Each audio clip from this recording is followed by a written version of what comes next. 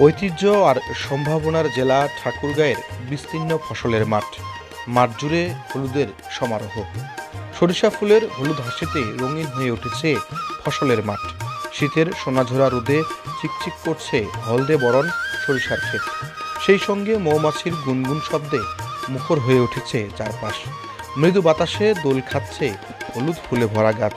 ফুলের ফাঁকে ফাঁকে ফল পরিপাকের আভাস। ঠাকুরগাঁও সদর উপজেলা থেকে প্রায় 15 কিলোমিটার দূরে বিস্তৃত এই সরিষার মাঠ।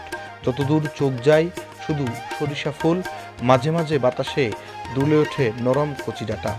আমাদের ধারণ করা ভিডিওতে আপনাদেরকে দেখানোর চেষ্টা করছি গ্রাম বাংলার এই অপরূপ সৌন্দর্য।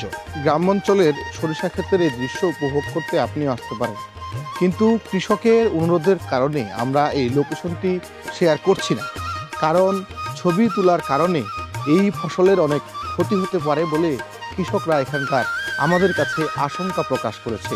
তাই যারাই আসেন না কেন অবশ্যই ফসলের জন্য কোনো ক্ষতি না হয় এদিকে অবশ্যই খেয়াল রাখবেন।